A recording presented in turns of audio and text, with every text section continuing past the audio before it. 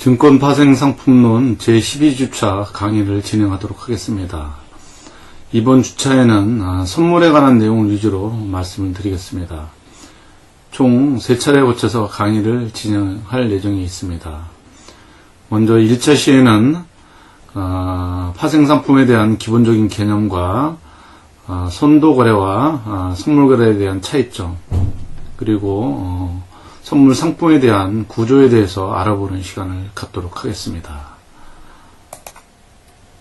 좀 전에 말씀드렸던 파생 상품의 개념과 현물거래와 선도거래, 그리고 선물 상품의 구조에 대해서 강의를 진행할 예정인데, 본 내용에 대해서는 교재 제7장 선물에 수록이 되어 있으니 다소 부족한 내용은 교재를 중심으로 해서 학습하시면 될 것 같습니다. 자, 먼저 파생 상품의 정의에 대해서 먼저 살펴보도록 하겠습니다.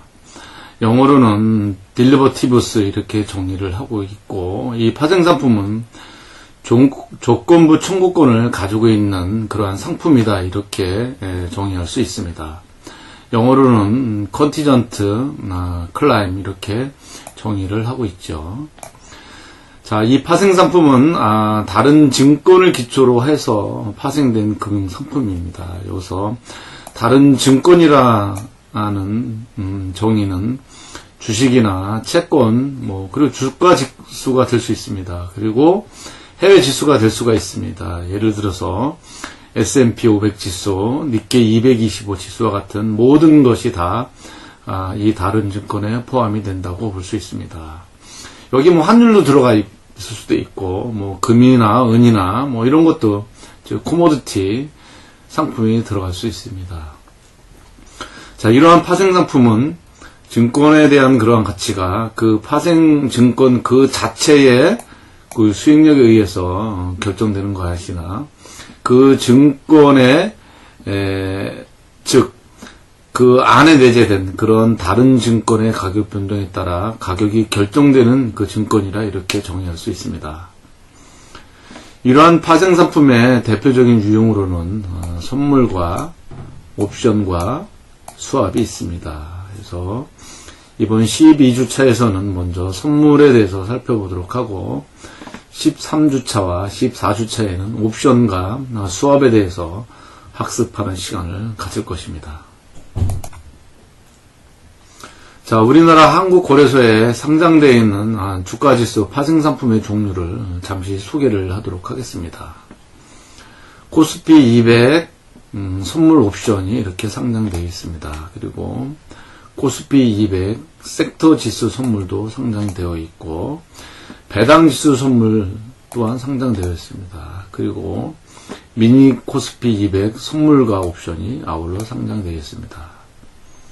그리고 코스닥 150 선물이 또 상장되어 있습니다. 그리고 유로스톡스 50 선물과 코스피 200 변동성 지수가 각각 상장돼서 거래 중에 있습니다. 자, 금리 파생 상품도 한국거래소에서 상장이 되어 있습니다. 한국거래소 파생 상품 시장에서 거래되는 대한민국 국고채에 대한 그러한 선물 상품입니다. 대표적으로 세 가지가 있습니다. 3년 만기 국채 선물은 1999년 9월에 상장이 됐고, 5년 만기 국채 선물은 2003년 7월에 상장이 되었습니다. 그리고 10년 만기 국채 선물은 2008년 2월에 상장이 되어 있습니다.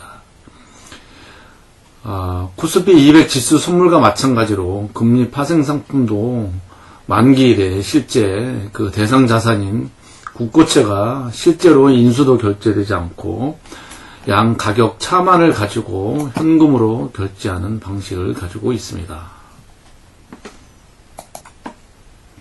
자, 이제 본격적으로 퓨처스인 선물에 대해서 살펴보는 시간을 갖도록 하겠습니다. 자, 먼저 선물에 대한 기본 개념을 알아보기 전에 현물 거래와 선물 거래에 대해서 한번 살펴보도록 하겠습니다. 이해하기 좋게 그림으로 좀 표시해 봤습니다. 자, 여러분들이나 저나 우리 일상생활 하면서 주로 거래하는 방식이 바로 현물 거래죠. 매매 계약과 동시에 대금을 지불하고 대상물을 인도받죠. 우리가 식당 이용도 마찬가지입니다. 음식에 대한 식사를 마치고 나가면서 현금이나 신용카드로 결제를 하죠. 뭐 또 있죠. 마켓에서 물건을 구입하고 나가면서 현금이나 카드를 통해서 결제를 하죠. 뭐 당연히 구입한 물건은 당연히 가지고 나가겠죠. 이런 것들이 현물 거래입니다. 자, 그러면 선도 거래와 선물 거래는 무엇일까요?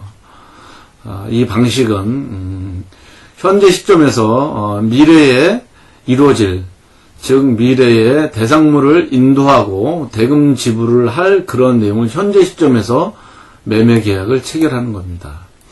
그러다 보면 미래에 거래될 그러한 가격을 현재 시점에서 매도자와 매수자가 상호 협의해서 이렇게 결정하는 그러한 방식이 되겠죠. 여기서 일단 거래 방식에 대한만 설명을 드리고 선도 거래와 선물 거래의 차이점이 있는데 이거는 나중에 별도로 설명을 드리도록 하겠습니다.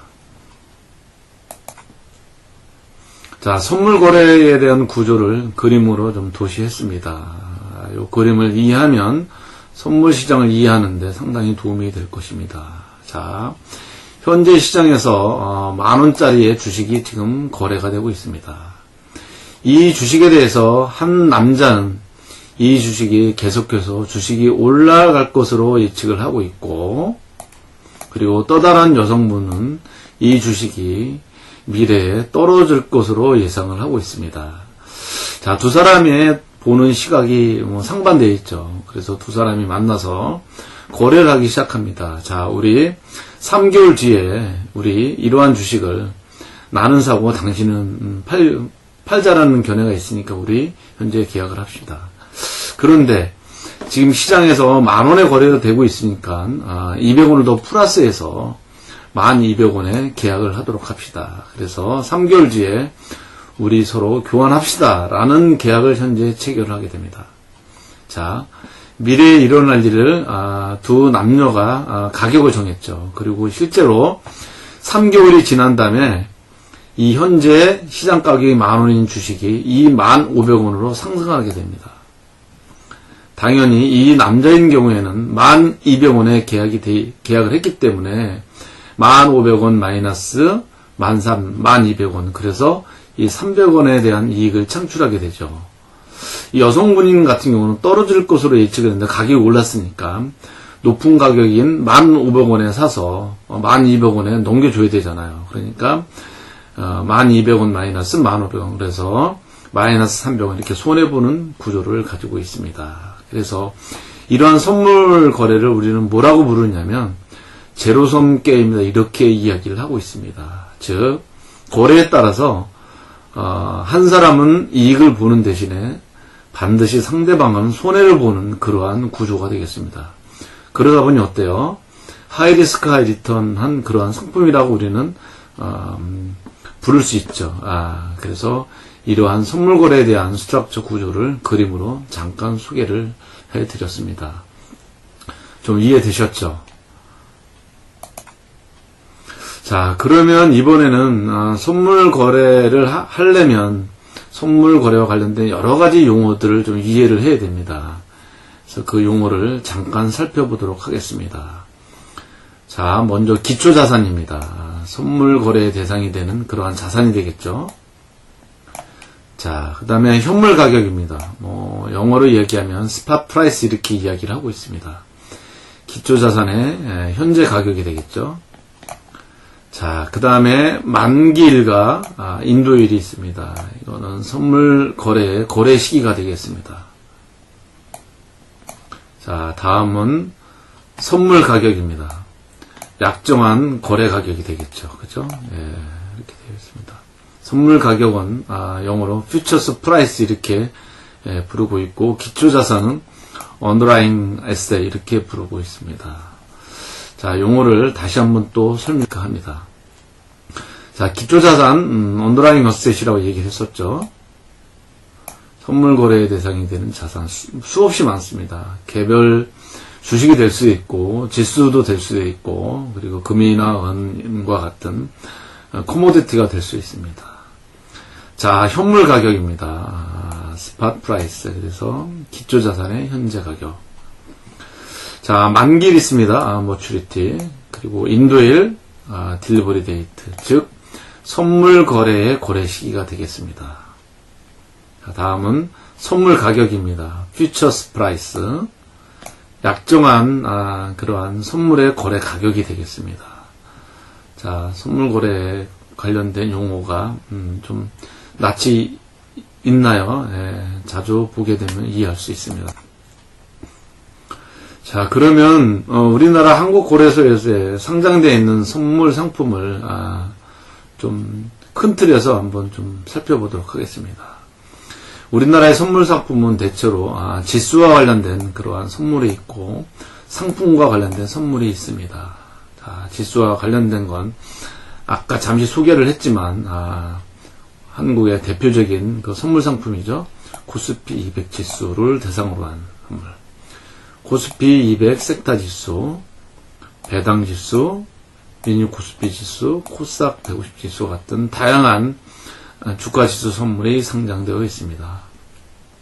자, 개별 상품에 대한 선물도 있습니다. 자, 개별 주식, 한국 코스피 시장에 상장된 109개 종목과 코스닥에 상장된 15개 종목을 합친 124개 종목이 거래되고 있습니다.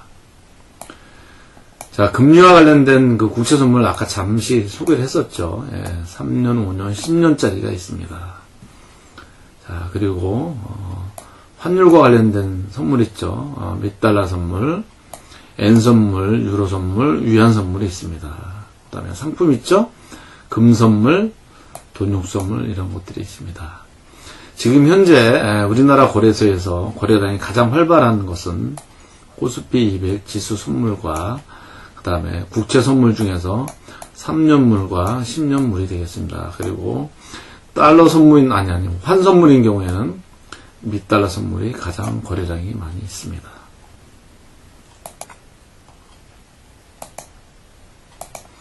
자, 그러면 개별 주식 선물도 상장돼서 거래가 된다 그랬죠.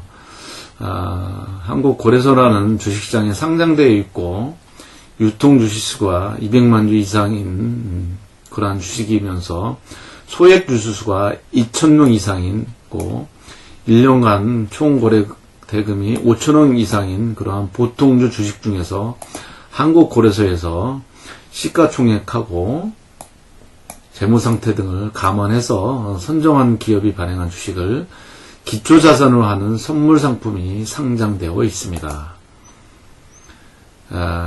코스피 109개 종목과 코스닥의 15개 종목 등 총 124개 종목이 2017년 4월 28일 기준으로 상장돼서 거래가 되고 있습니다. 자, 이러한 개별 주식 선물이 상장된 그러한 도입 취지와 동기가 있습니다. 현재 주식 없이 매도가 되는, 즉 공매도가 제한되는 시장에서 각 투자자나 펀드 매니저들이 고민하고 있는 그러한 주가 하락 추세에 대응하기 위해서 만들어졌죠. 또한 주가지수 선물 거래로 부족한 그러한 가격 변동성을 연기하기 위해서 개별 주식 선물이 상장되었습니다. 자, 총 120개 4개 종목이 상장되었다고 말씀드렸죠. 히스토리를 잠깐 살펴보면 2008년 5월 6일에 15개 종목이 먼저 상장돼서 거래가 되기 시작했습니다. 여러분들이 다 아는 종목들입니다. 삼성전자, 포스코, 국민은행, 한국전력, 우리금융지주, SK텔레콤, 현대차, 현대중공업, LG디스플레이, LG전자, 신세계, 신한금융지주, KTNG, KT, 하나금융지주가 그 다음 해인 2009년 12월 14일에 10개 종목이 추가 상장이 됐습니다. 한번 제가 읽어볼까요? 기아차, 지금 바뀌었네요. 대우증권은 미래에셋 인수했죠. 미래에셋 대우증권, 대한항공, 두산인프라코, 삼성물산, 그리고 SK하이닉스, 현대제철, GS건설, NHN, SK에너지 등 10개 종목이 상장된 이후에 추가적으로 99개 종목이 상장됐습니다. 물론 이러한 종목들은 유동성과 시가총액을 고려해서 한국거래소에서 상장을 시키고 있습니다. 자, 이번에는 증거금 제도에 대해서 한번 살펴보도록 하겠습니다. 우리 이따가 잠깐 이야기를 하겠지만 선도거래인 경우에는 계약 이행에 대한 그러한 불확실성이 존재하거든요. 선물거래인 경우에는 양 당사자 간의 거래 이행을 보증하기 위해서 증거금 제도를 도입을 하고 있습니다. 자, 이러한 제도는 선물계약 당사자들이 계약 이행을 보증하기 위해서 납부해야 하는 그러한 금액입니다. 자, 이 증거금에는 크게 거래증거금과 위탁증거금이 있습니다. 자, 거래증거금은 거래소 회원이 거래소에 예탁하는 증거금이 되겠습니다. 위탁증거금은 고객이 회원사에 예탁하는 증거금으로서 주문증거금, 개시증거금, 유지증거금, 추가증거금 등이 있습니다. 물론 기본 예탁금은 기본 증거금으로 충당하고 있습니다. 자, 이러한 위탁증거금에 대한 정의를 한번 살펴보도록 하겠습니다. 자, 먼저 주문증거금입니다. 주문을 입력하기 이전에 품목별로 계약당 일정 금액으로 납입하는 증거금이 되겠습니다. 자, 개시증거금입니다. 거래 체결 시 부과되는 증거금이 되겠습니다. 다음은 유지증거금입니다. 거래가 체결된 이후에 항상 이만큼 최소한 유지해야 하는 그러한 증거금이 되겠습니다. 다음은 추가증거금입니다. 개시증거금 수준까지 충당하도록 요구된 증거금으로서 우리는 이거를 마진콜이라고 이렇게 부르고 있습니다. 이게 중요한 용어입니다. 자, 다음은 초과증거금입니다. 개시증거금 수준을 초과하는 증거금이 되겠습니다. 선물 거래를 하게 되면 거래증거금과 위탁증거금을 납부하게 되는데 거래를 함으로써 일정 수준까지 유지가 되지 않으면 거래소는 회원들인 그러한 증권회사나 선물회사에게 개시증거금까지 채워놓으라는 그러한 마진콜을 행사하게 됩니다. 바로 그게 추가증거금이 되겠습니다. 자, 살펴보도록 하겠습니다. 자, 증거금.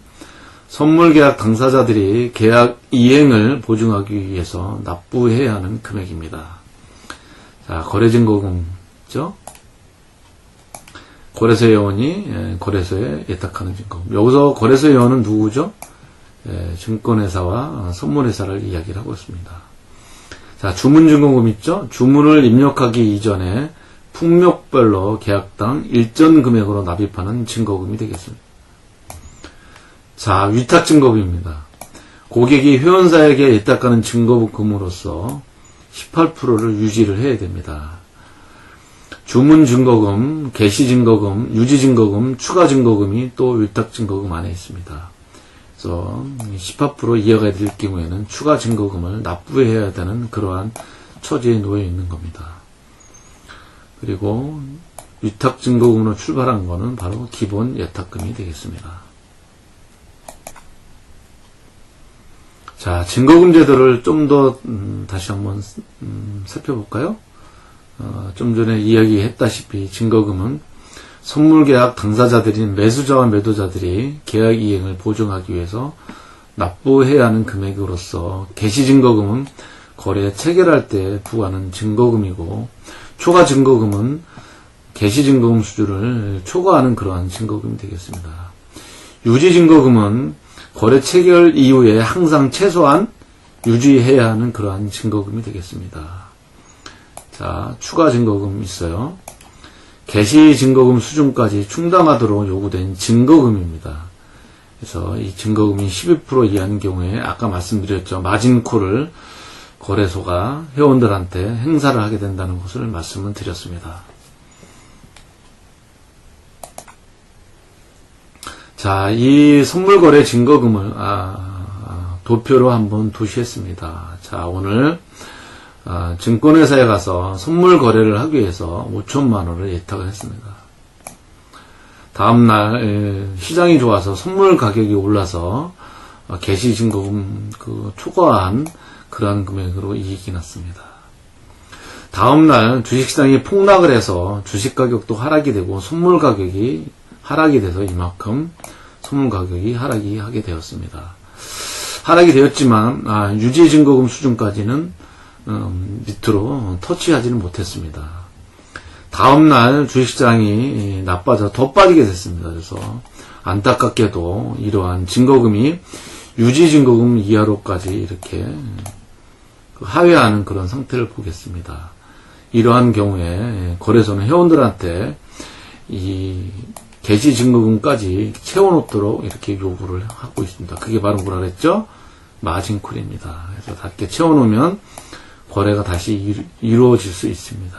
그래서 다음날 주식시장이 좋아서 개시증거금 이상으로 이렇게 초과가 됐네요. 그래서 위에 거 개시증거금 수준을 오버한 거는 우리가 초과증거금 이렇게 됐죠.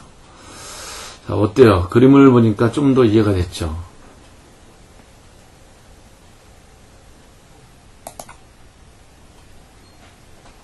자, 이제 증거금과 수수료를 한번 비교해 볼까요? 아까 좀 전에 말씀드렸듯이 주문 증거금은 약정한 금액의 12%를 주문으로 입금을 해야 됩니다. 물론 유지증거금은 10%가 되겠고요. 기본적인 약정 금액은 예탁금은 1,500만 원이지만 5,000원까지 상품 종류별로 이렇게 다양하게 예탁을 해야 됩니다.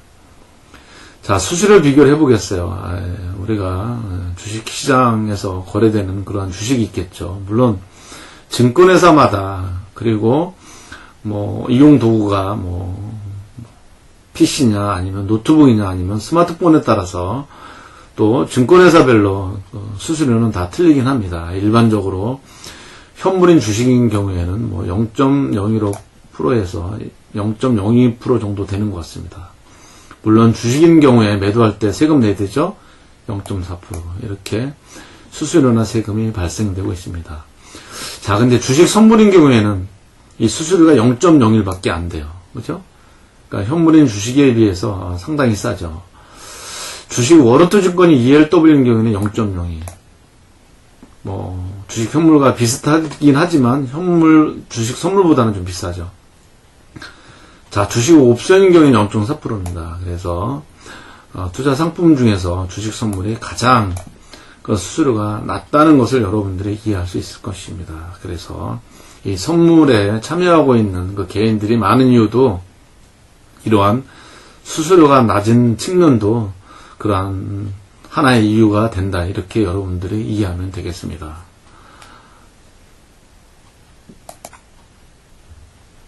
자, 이번에 이번 찬치에서 마지막으로 정리해야 될 그러한 내용입니다.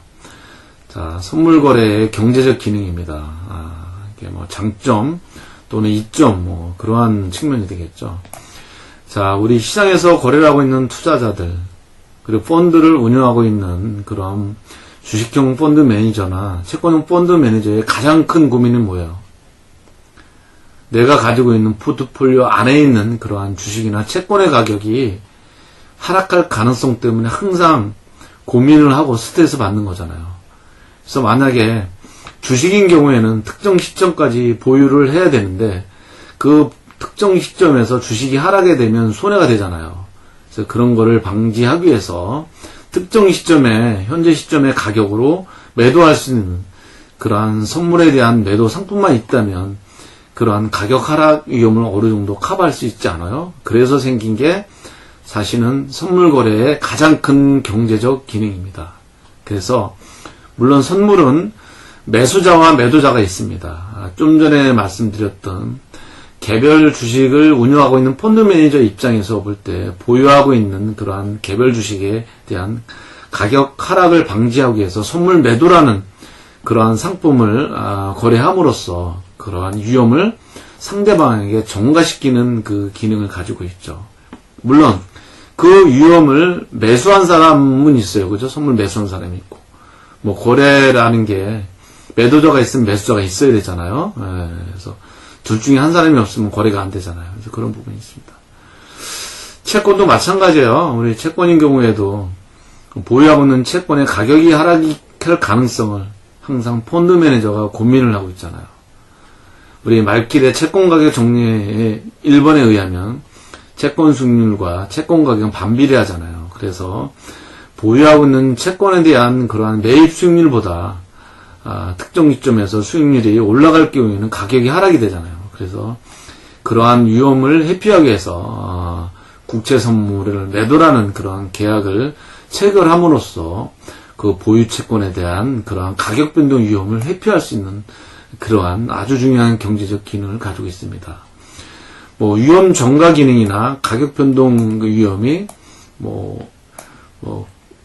정의는 다르게 되어 있지만 실제 속 내용은 거의 똑같다고 볼 수 있습니다. 위험을 회피하고 가격 변동 회피하는 건 똑같이 리스크를 없애고자 하는 그러한 기능이 되지 않습니까? 자, 그러한 경제적 기능이 있고, 세 번째는 미래 현물 가격을 예측하는 기능이 있습니다. 예를 들어서 3개월짜리 원유 선물 가격이 예를 들어서 1,300원이라면 3개월이 지난 다음에 현재 1,200원인 그러한 원유 가격이 나중에는 1,300원 간다는 것을 암시하고 있잖아요. 그죠?